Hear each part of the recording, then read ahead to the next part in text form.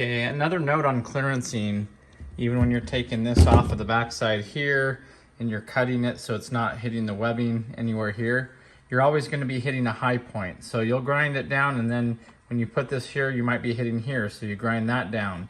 Then the next thing you know, that's making a hit here or the other side. So just know that about the clearancing. You can see what this ended up looking like to get it to miss all the webbing, to miss those bolts, and get it really far back.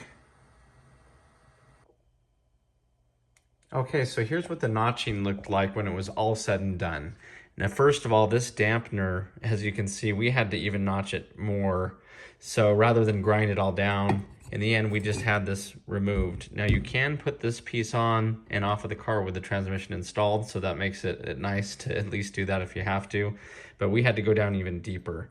So this is what the notching looked like to get across that webbing that's on the front of the transmission on the Magnum on both sides compared to a stock one. So you can see it's quite a significant amount. Now, hopefully, you might not have to do this at all if you change to the adjustable pivot ball stud. Okay, this is the McLeod part number that we've already covered. Okay, if you change to that one and it already does what you need to get, you know, your extra 5 millimeters shorter, and that works with your twin disc clutch and everything that you're using, you may not have to do this. But you might have to do this, and the pivot ball stud might have to be a combination of both. It really just depends on what clutch and flywheel you have, and you know, there's a lot of variables, so there's no short answer.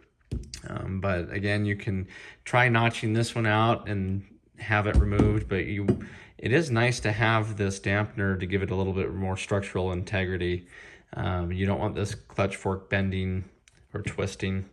But anyway, that's what the notching might look like. And so you might want to consider notching it out, and then that way when it's all on the car, at least it's already notched. You may not need it notched, but it's better to have it than have to pull the transmission again when you find out that it's, you know, that you need that extra clearance. But if you do your measurements, you should be okay. So simply put, deeper clutch makes it so that that throwout bearing has to go back farther.